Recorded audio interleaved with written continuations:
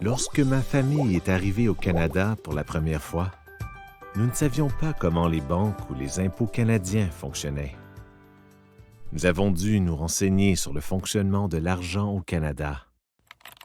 Nous avons dû nous inscrire sur de nombreux comptes différents sur plusieurs sites Web.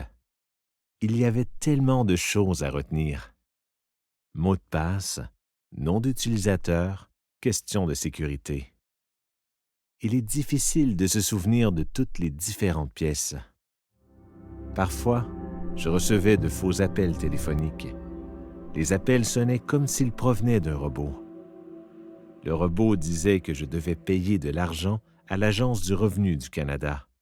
Parfois, je recevais de faux courriels ou des textos qui disaient que j'avais un remboursement du gouvernement.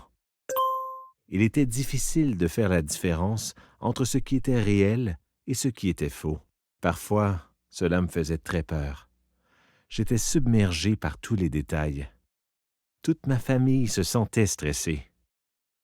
Je voulais trouver de meilleures façons de savoir si quelque chose était réel ou quelque chose était faux. J'aime vérifier en ligne quand j'ai une question sur quelque chose. J'ai trouvé un excellent site Web du gouvernement du Canada. Le site Web s'appelle Escroquerie par courriel, téléphone et sur Internet. Il énumère les escroqueries les plus courantes au Canada.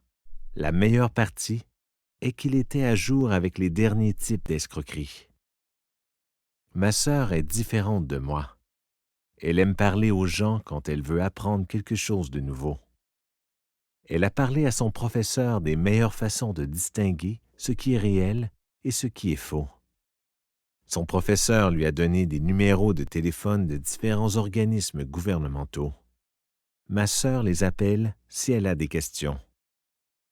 Ma mère a visité notre centre local pour les nouveaux arrivants. Elle aime parler à des personnes qui donnent des conseils. Ils ont dit qu'elle pouvait rendre visite à l'un de leurs conseillers si elle avait des questions. Nous avons tous nos différents moyens. J'aime l'Internet. Ma sœur aime téléphoner à quelqu'un. Ma mère aime parler avec un conseiller au centre des nouveaux arrivants. Ma famille a trouvé des stratégies pour traiter les fausses informations en ligne.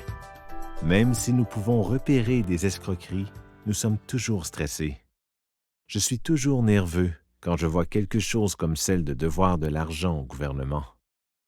Il y aura toujours de nouveaux types d'escroqueries. Il est normal de me sentir effrayé ou nerveux quand je vois une arnaque. La vie en ligne peut être compliquée. Une grande partie de ce que ma famille fait au Canada est en ligne. Il y a toujours un nouveau site Web ou une nouvelle application pour mon téléphone.